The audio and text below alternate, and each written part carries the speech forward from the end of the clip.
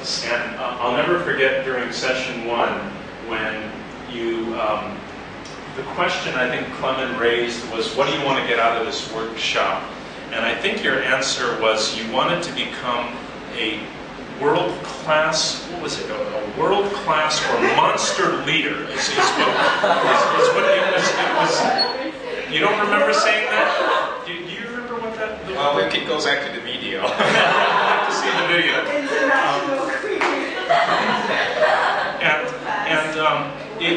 In my mind, you are a leader. Otherwise, you wouldn't be here, and also you're unafraid to ask questions. Is what I noticed. As smart as you are, and as much as you know, you're not afraid to ask questions, and I think that's a strong quality that you know, myself included, and a lot of people can learn how to do, because that's how we. As the slogan goes, inspired learning is by asking questions. So continue to ask those questions. Continue to build on that presence as you become the leader that you were meant to be. Thank you. You give 100% attention to people, and that is so important. You listen well. Not only you communicate well, you also care about people. So I think you could go really far with this. And another thing is, you said you wanted to be a teacher, right? Right. My wish is, before you become a teacher, explore the world. Bring all the elements you see from the outside world to your classroom, so your students can see what you experience and you see outside. Don't go straight into teaching. Not immediately, but maybe you can travel, you can see, join other programs, you can see the world, and maybe even work part-time here and there and somewhere else. So your students can benefit from your experience and your colorful journey. All the best to you.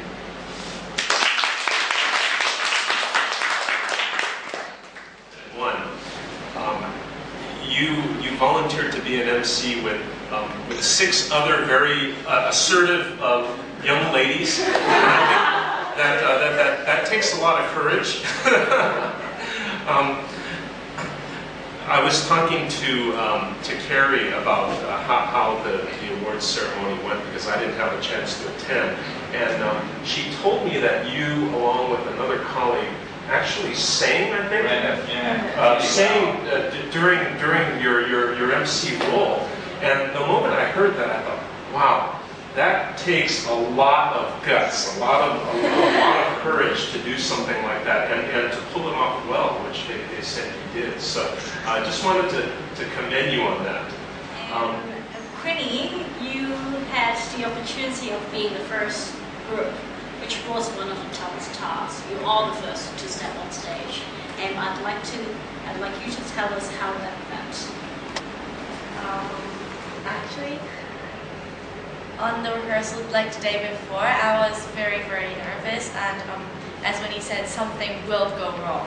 So it was like, I was like, okay, so what's gonna go wrong? And so, yeah. And also the first second I stepped, well actually after Juliana said her first line, I spotted my future principal, who was in bright green, so it was kind of hard to miss. And so, yeah, so I was like, okay, I was like shivering a bit. And then afterwards, but then, and also I asked for feedback from a lot of different people, because people in my school came and teachers came, and so did the vice principal. And so I was like, oh, how did I do? What's the area of improvements? And so they were just like, it was okay, but then you could have spoken slower, because not everybody there are native speakers, and they don't have the ability to understand what you're saying first, you know, when you say it. So it would take time for them to digest, and I was like, okay. So.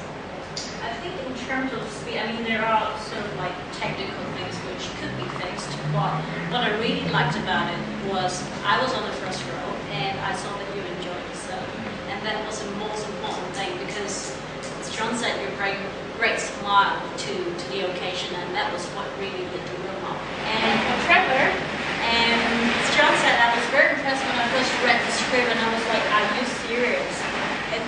through my mind, I'm going to sing it. And they did it very, very beautifully, without any hesitation, carried it throughout the entire event. And there were glitches of, someone coming up on stage without knowing what they're supposed to give up. But then again, these things do happen, especially if it's your first emceeing job. And I do see that you take care of your partner, even though she's not here today, and you can also relate that to her. I think you two really worked as a partner. And just remember, during our MC session, we talked about having a partner has its pluses, but it also has its minuses. I'm sure we could all feel it now, and after having done MC job. But I think your routine was one of the smoothest, because you had the opportunity of not being the first and not being the last two. That was quite lucky in a way, but it was very professionally done, and I'm very proud of you. Okay, and not to take up too much of your time, Jessie, what did you want to get out of the project, and do you think you managed?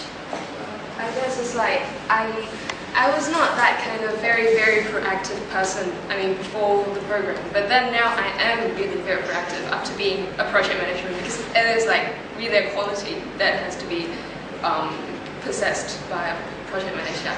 And I think I take away really friendship. I really engage in the program, and then in the past I have been leaders, but then I have not been very much like egging people on. Like, it's very important to also, after this program, I know that it's important sometimes to really also to care for your teammates instead of just like allocating the jobs and things. And because I did that, so what I win actually from this program is really friends sitting all here, and yeah, my little sister. Okay, to tell you the truth, why did we pick Dixon? Do you know why? Because you always appear to us you are engaging, 100%. You always have a great smile. You are certain of what you want to do. Because we ask you few questions during the group discussion. And because we had a lot of group discussions before, and you were very certain what you wanted to do. Even when we asked you to select your role, Annie.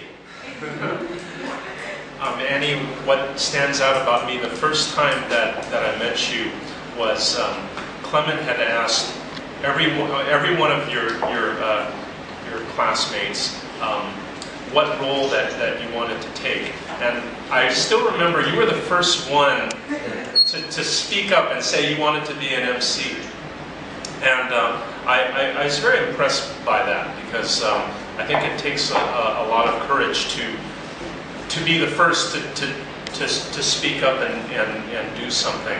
And then finally, something that I was reading in your feedback that you gave was you had said you might fall sometimes, but you're learning. And I thought, wow, whether you're doing good or whether you're falling down, you're learning. And I thought, what a great attitude to have.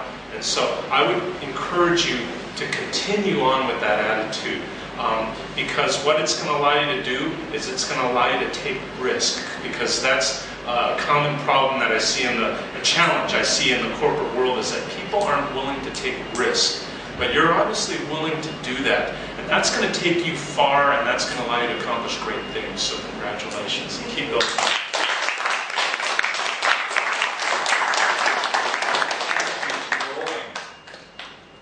One thing I'd like to add about Dixon I forgot to mention. I don't know if you notice, every time when someone has to go up to perform, Dixon's usually, because he's tall, he sits in the back, right? He is the one who claps the hardest for all of you. I think for once we should do it for him.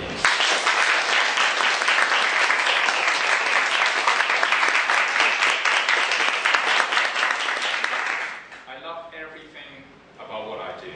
I enjoy every minute. There's one thing I do not like. It's the moment to say goodbye. Well, it's at the end. It's not easy, because we, just like you have games.